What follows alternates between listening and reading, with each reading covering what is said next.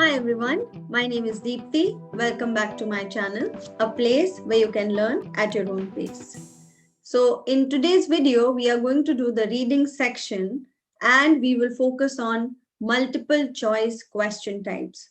So first, we will discuss some strategies that are important for doing these questions, and then we will do some solved questions. For this particular video, I have taken book 13 and we will do the second reading test. We will focus on the last section. Even though I have taken a general training book, the last section of general training is same as the last section of academic in the reading test. It is a long passage. So even if you are taking academic test, please watch this video. So we will start with the strategies first, like I already told you. So what are the strategies that we need to understand when you are doing the multiple choice question type? The first strategy is to read the questions first. As you read the questions, identify there will be some keywords in the questions that you're supposed to focus on. And then when you start reading the passage, your focus should be on finding those keywords. Once you have read the questions, you need to read the passage in detail. Now, generally, in other question types, reading the passage by skimming and scanning or not reading it in detail, just reading it superficially can help you. But in this particular context, we need to read in detail. The reason being that the question will give you 4 options. Anyone can be a correct choice. And some similar or dissimilar information from each option comes into the passage. Some keywords are repeated. So that is where we need to understand if you are eliminating a response, what is the reason behind that? And that is why reading in detail becomes important. The sequence of the questions is in the same order as the information given in the passage. So when you look at the first question, you will find it somewhere in the beginning of the passage and so on and so forth. We will move to the next question and then we'll move to the next part of the passage. So they both run in parallel directions. And while we are solving the questions, I will also show you how this happens. So you don't have to worry. It is not in a haphazard. It is not in a haphazard manner. Then we come to distractors. Now, when you look at words like all, everyone, and everybody, they may look like same, right? Because all, when you're talking of, they're talking about every person, every individual, right? So they have the same connotation. However, if all is replaced by some, most, or many, or if everyone is replaced by some, most, or many, that cannot be the equal meaning, right? So that is something we all need to be careful about. So these terms may act as distractors. There can be more distractors based on what test you are taking, but this is a common one, and so I thought it's nice to share. So here, what we are going to do is, this is the passage on the left side that you can see, and towards the right, you see the questions. So I'm going to start with the questions first. And it says, choose the correct letter. So out of these 4 letters, you have to write any one. And like you must have seen the listening video also, in which I discussed the strategies for multiple choice questions in the listening test. So you have to write any one of these alphabets, A, B, C, or D. Please don't end up writing the whole thing like many scientists dream of being able to do so someday. So that is not the option that we are supposed to write. We're just supposed to write the alphabet. And that is why reading instructions again becomes very important, extremely important. So when you look at all these 5 questions that are given here, you have to write one of these alphabets in the answer sheet or the space that has been provided to you for answers. Now, let us read the first question. And the first question says, what does the writer suggest about finding new dinosaurs? So here the keyword in the question is finding new dinosaurs. So we will quickly see where in the passage this finding new dinosaurs comes into picture. And here they are talking about children, and they want to discover a new dinosaur species. And then what I read here is new dinosaurs are appearing everywhere these days, about 50 each year. So here is where I get answer to question number 33. Okay. Now, when I go back to the options, look at the option. The first is saying many scientists dream of being able to do so one day. Now, here it is saying children wish to discover. So it is not scientists, it is children. So obviously we cannot take the first choice. Let us go to the second one. It is probable that most have now been discovered. Now, nothing about most dinosaurs being discovered can I read in the remaining part of the paragraph also. So obviously I don't go with this as well. Look at C.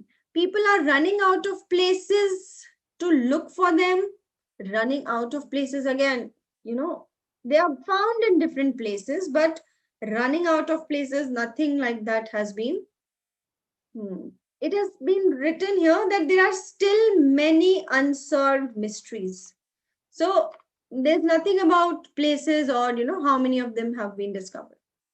Now look at D. D is saying it is becoming relatively common to dig one up, and new dinosaurs are appearing everywhere these days. So this is where your answer absolutely matches. So my option D is the correct choice. So against question number 33 on the answer sheet, I will write this alphabet D. Now, thanks to IELTS for making my life easy. They've already told me that my answer is there in the fourth paragraph. So this is my first paragraph. This is the second one. This is the third one. And here is my fourth paragraph. So that is where I'm going to look for the answer in the fourth paragraph. Okay. So fourth paragraph, writer suggests about paleontologists. Now, who are paleontologists? Are people who are in the process of finding fossils, and they dig places and they find fossils there. So what is the writer suggesting? Now, this kind of question, I would encourage you to read the whole paragraph and find out the main idea. So the main idea is going to work here, though the actual answer out of these four that you see here will be hidden in one of these statements. Now, when you read the whole paragraph here, you will understand that their theories are like, different people have come up with the different theories. So in the first part, they're talking about some discoveries. In the later part, then they're talking about some more scientists have even proposed that they were warm-blooded creatures. Some talk about, they being like birds and they are intelligent and more dynamic. Then a few decades later, opinions are still mixed. Okay, so these kinds of phrases that I point out here, they being intelligent, dynamic, more dynamic than previously thought. So no two scientists or no two paleontologists are coming up with the same response, right? So when you look at all the other options, you can easily eliminate A, C, and D. And so we come up with B as the correct choice.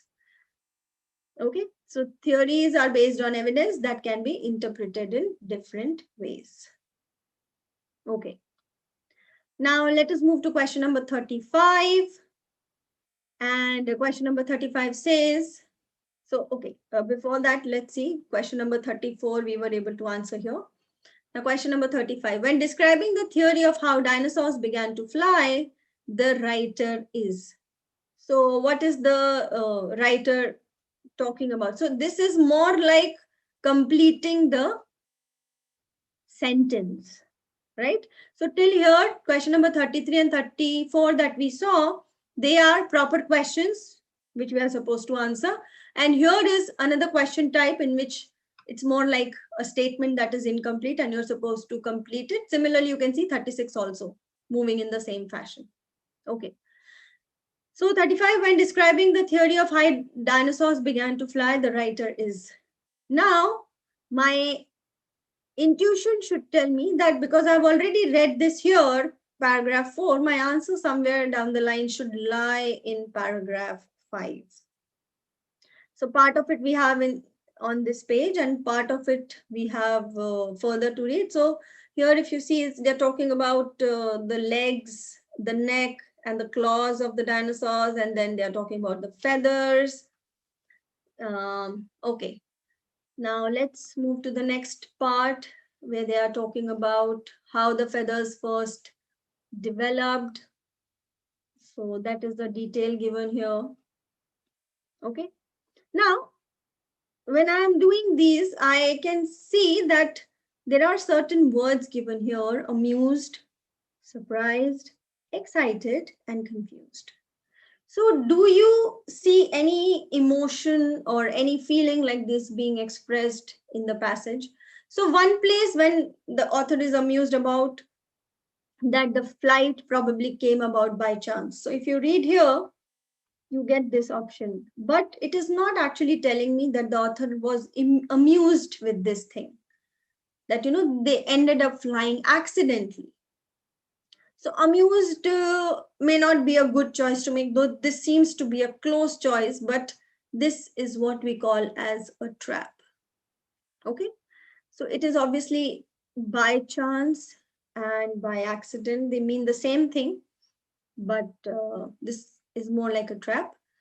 And then if you look at the last line, what is the last line saying? This is one of the most stimulating new notions about dinosaurs and fascinating area for further investigation.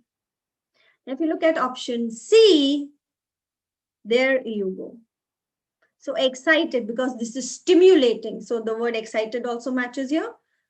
And by different possibilities, it holds for future research and then further investigation and future research. So both these things are matching. However, if you look at option A, this is matching, this is not matching. So this answer is partially incorrect. So to fill in this blank that we have here, this is exactly what we need. So answer choice C is the correct one here. Now let us move to number 36. And it is talking about significance of melanosomes. Okay. Now, melanosomes, if I quickly skim through, this is where I see it for the first time in the passage. And now, because they're talking about significance of melanosomes, so throughout when you read this particular paragraph, you will find that when they have talked about melanosomes, they have actually talked about how bird feathers get their colors, different colors by different pigments. These pigments are known as melanosomes. And these pigments are different in shapes and sizes. So based on their shapes, they are of different colors. Okay. And then that is how, towards the end, what is written here is came in a rainbow of colors, yet another thing that links them to modern birds. Okay. Now let us look at the choices.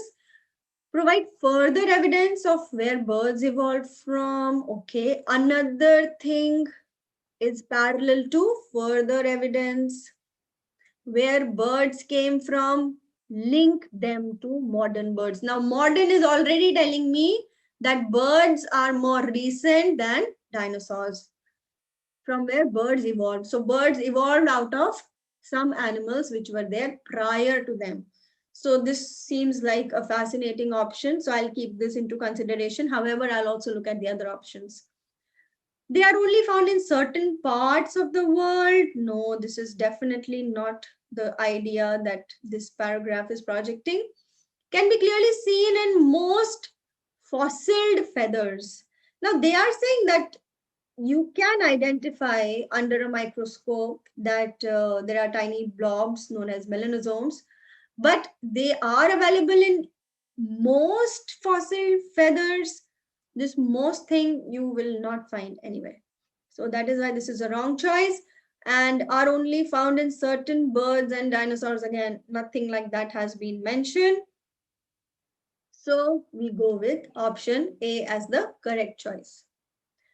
Which of the following best summarizes the writer's point in the final paragraph? Now here, final paragraph would mean the last paragraph. Again, thank you, IELTS. You have given me a great hint as to where to look in for the answer. Okay. Now, when you're talking about a summary point, again, we have to look at the main idea. So when we're talking about a main idea question, for that, you have to read this paragraph, definitely. And in that paragraph, you will find out what was the reason why the fossils suddenly disappeared, or you can say the fossil record was not identified after a particular meteorite impact happened on the Earth, which led to a lot of wildfires and winds. So that is the basic summary that is given here. And it is talking about a possible reason why dinosaurs became extinct. So if you look at all the options that we see here, then look at the first one. It's saying scientists are right to continue questioning the effect. Now, that is not the main idea. The main idea is about why we don't see dinosaurs today. This is basically answering the question. Large flightless dinosaurs may have existed after the asteroid hit. They may have existed, but again, this is not what we are looking for. The dinosaurs were already declining before the hit. What was the decline rate before the hit? Not a question that we need to consider. And look at the last choice, which is saying the effects of dinosaurs, the effects of the asteroid strike killed most dinosaurs. So yes, this is actually what we are looking at, right? And then we have this part of the paragraph that proves it, that option D is a good option to make here, a good answer choice to make here. Okay. And then also if you look at, did it quickly, few signs that dinosaurs were struggling before the impact. So that is what I said, C is not the option. And they found themselves in an empty world. So, these two parts will basically help you reach the correct answer choice. Right. So I hope you found this strategy useful. I have taken the last passage here because most of you find it very difficult. So let's try the strategy. Let's try to solve more questions using this strategy. All the very best for your preparation. Happy learning. Keep evolving. I hope you found these strategies useful. So don't forget to like my video, share it with your friends, subscribe to my channel, and press the notification bell so you never miss an update. If you're interested in taking online classes, one-to-one sessions, you can contact me on Instagram or Facebook.